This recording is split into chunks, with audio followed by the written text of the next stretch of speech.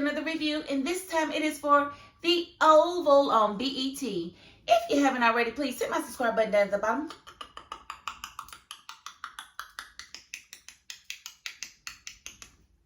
Thank you so very much. And hey, I am back. I know y'all was probably thinking, did she give up on the Oval? Did she quit the Oval? I know she ain't quit. No, I did not quit the Oval. Things just kept happening. Life kept lifing, and I'm back. So don't beat me up. Don't be mad at me. Accept my apology, because I'm going to try to cover everything that happened today and get back with a few things that have happened in the last couple of weeks, because it has been a while. So again, thank you guys for sticking in there with me, and thank you for accepting my apology, because I'm going to already say that you accepted it because you love me like I love you. So, moving right along. Okay, so Sam really thought that he had himself an ally in Miss Lena, the reporter. So he puts everything that he knows and the whole, his side of the investigation on the line for this reporter. And this reporter is one of Hunter's horse? Are you serious? She is one of Hunter's little love things. Like, I cannot believe this. Like, she wasted no time in backstabbing Sam. Zero time, because she really thinks that, Hunter loves her and she loves Hunter. And, if not for Victoria, they would be together. Girl, child, please. Are you even old enough to even be courting this man like this to where you should be? Girl. So I was like, okay, so Miss Lena ain't worth a quarter. So this reporter, Lena, she comes in. Oh, Hunter, I miss you and blah, blah, blah. I'm coming to tell you some stuff. Yes, I just saw your son. So she tells him everything. That Jason, she even shows him the video of the interview or whatever.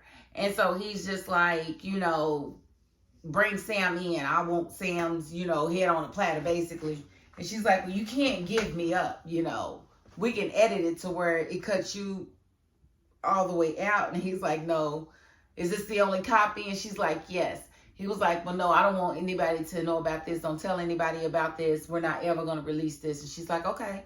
But I'm thinking, how you going to say okay like that when you know Sam is expecting you to do something? This could actually get you a Pulitzer, Sam says. Now, I don't know if your interviewing skills are like that to where you would actually get a Pulitzer Prize, because what did you do besides ask stupid questions? But you just went against everything for Hunter, and that's just weird to me. But we know who wrote this, so there's that. So Hunter tells Isaac to find Sam, and he's basically gonna stop at nothing to have Sam's head on a platter, because he feels like Sam is the cause of everything, of Jason turning against them and everything else. So he's definitely about to take it all out on Sam. Plus Sam screwed his wife, so let's not forget that part, that he don't like Sam anyway. And then we got Max teasing Bobby about Simone, because Bobby fooling with Simone, but he really didn't do nothing with her last week, I don't think. Even though she wanted to, he kind of denied her. So I don't really know where that love affair is going. I think he's going to try to play it safe and pump the brakes on her so that he doesn't fall for her, because y'all know Bobby falls quick for some good twang. So hopefully he keeps the brakes on Simone, and he doesn't pursue that anymore. Now Eli calls them in the office because he's got questions. He's like, did you take my wife home? Is she cool? Good.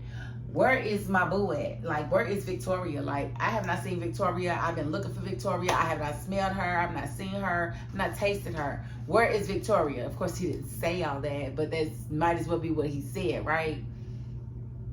So he basically calls on an all-out search for Victoria, because where is Victoria?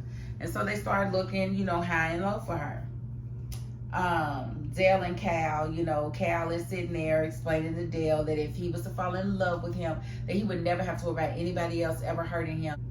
Dale's not buying it, because he's been shot by Cal's boyfriend, Donald, and he knows that Donald would stop at nothing to see Cal with no one else. And so it just so happens to be, as they're talking and having drinks, and Cal's having blow and trying to get Dale to take blow he does not want. Here comes Donald knocking on the door. And of course, he heard voices or whatever, so he knows somebody's in there. But they have this whole conversation. Before Donald comes in, Cal sends Dale to go and hide in the bedroom. And so, Donald comes in questioning, where is he? I heard voices, blah, blah, blah. Cal plays it off and it's just like, go look around if you don't believe me. I don't know why he would say that knowing that Dale was in the next room. It was kind of dumb, but I guess he figured Dale would be smart enough to at least try to find a hiding spot. But where you going to hide at in this smallest apartment? It's crazy. But, Donald's basically telling Cal that he feels like it's time to bring down the president and the first lady. They've got enough to bury them. They can link up with the vice president, Eli, who is now the acting president, and give him all the information that they have. And, basically make sure that Hunter dies and that Victoria goes down for his death is basically Donald's thing. Now he figures if he can get Victoria to go down for the death and they can do something to keep Victoria from speaking, then that would make things a lot easier in taking them down, which we know that's all foiled now, right? Right. So it was a dumb plan, but he had to think of something to say because he was really over there being a jealous boyfriend. But they did start having naked sex, and that's gross. That was extra. We didn't need to see all that. Whatever. It was just a bit too much. And when they start to, peel each other's clothes off or whatever, Dale is in the room trying to figure out what he's going to do. And he decides to hide under the bed. And so he's hiding under the bed as they're having sex. And I'm just like, that is just so nasty, but whatever. And then we saw, it was kind of funny when Eli went into Hunter's bedroom demanding to see Victoria, like, where is she? Blah, blah, blah. And then, he's already seen you smashing his wife. Why would you come in there like that? Hunter demanding Isaac shoot Eli in the head was just stupid. Like, bro, he's not about to do that. Why would you even say that? That's so extra. And, but what we did see was, Eli saying he's going to stop at nothing to find Victoria. And, Hunter let him know he feels like they was both planning to take him out. And we just saw war being waged. We saw, Hunter tell Isaac to gather all of his soldiers, everybody that he can get together because it's about to go down. And so I'm like, okay, it's about to go down in the White House. We're going to see. So you got Isaac and Hunter on one side, and then you got Bobby, Max, and Eli on the other side. And then you got some stragglers in the middle, like Priscilla, she's on the side of Hunter.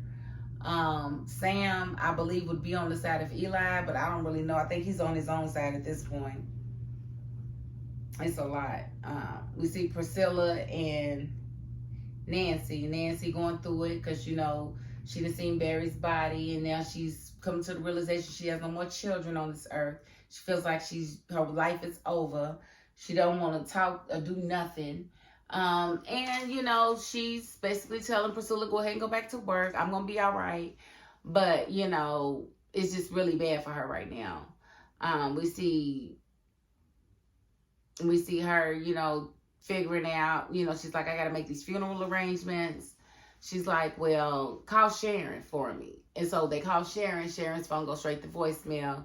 And she said, well, maybe she just didn't recognize your number. Call from my phone. Same thing. But Sharon is in jail, so why y'all don't know that, I don't know. But then Nancy has the bright idea to call Dale.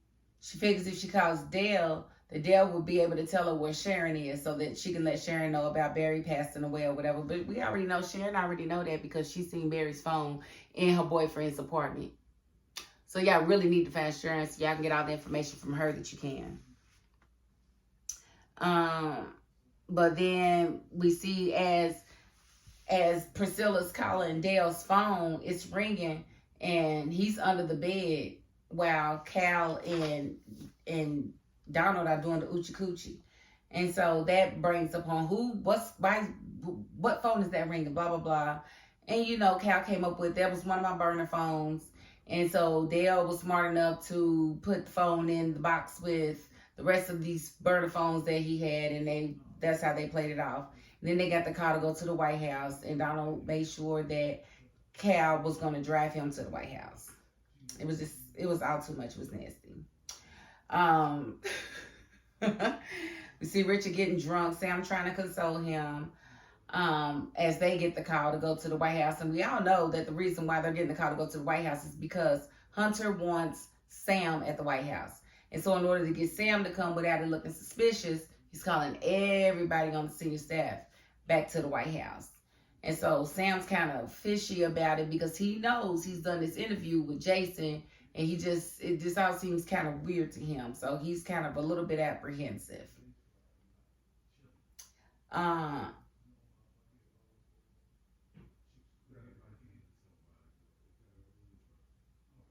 Okay, and so then Dale calls Alan to tell him about, the conversation that he heard Donald and Cal having. And Alan, but he really wasn't telling him nothing. So Alan, he gets frustrated really easily.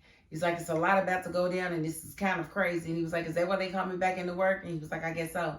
But Dale pretty much asked him, can he come back to stay with him? Because he doesn't really want to stay there with Cal, and we knew that wasn't going to last for long. Cal is going to be really sad that Deli Boy is gone, but it's going to be what it's going to be because he can't really be there with you, Cal, because you are a bit much and a bit extra, and having sex on the bed while he's underneath it was nasty. It was just nasty.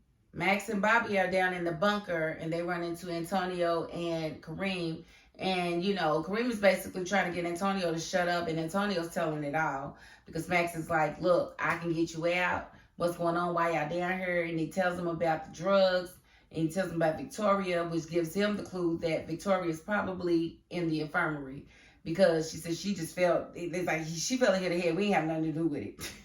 I was like, Lord have mercy.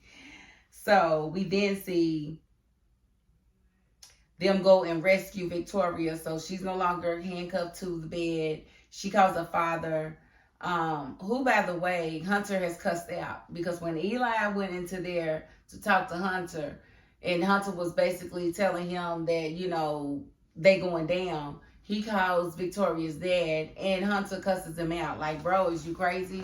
Why would you cuss that? You really are crazy. But okay, we're going to see what happens now, Mr. Hunter. We're going to see what happens because when she calls him, she realizes, she's like, look, y'all might not want to be here because it's about to go down. All hell's about to break loose. Make sure your vest is on tight. And Bobby's looking like, well, I ain't even wear my vest today, dummy. And Max was like, no, we're going to the armory to get you a vest. So I guess it's really about to go down in the White House, which is crazy. We saw Isaac go into Hunter's room and let him know that they did find that he was being poisoned with some type of agent. They're not really sure what it is, but they are aware of it, and they will, basically stop it from making it into his food going forward, which is going to, we know, give him the power to walk again, because whatever it is Victoria's giving him is taking his ability to walk away. So that's going to go away soon because they have discovered it. And he also told him that they had eyes on Jason. So we do see Jason get captured at the end, and we know that it is by Hunter and his people. So that was pretty much the cliffhanger, the cusp of the show. Today, it was okay. Like I said, it's been some decent episodes, but I just wasn't able to review them. But it wasn't a whole lot. It just seems like a lot more than it actually is that's actually going on. But we'll see where it's going. They're saying a war is about to break out in the White House. I'm here for it. Not sure how many episodes we have left in this season. It's getting kind of lengthy, but I guess we'll see because there's been a lot of twists and turns and ins and outs. My most shocking thing is the whole Lena situation. Like that, it just really makes no sense to bring in a new character. It's just going to be just as corrupt as everybody else. I thought that it was really going to be something like her character would have substance to where we could maybe see something evolve with her and Sam, but that's not even the case. She's just one of the president's horse. So, sucks to be you, Lena. Like, you are crap. Like, crap. And I hope you get found out because Sam doesn't deserve that, but Sam needs to be a better judge of character because he's a terrible judge of character at this point. But if you haven't already, please hit my subscribe button down at the bottom.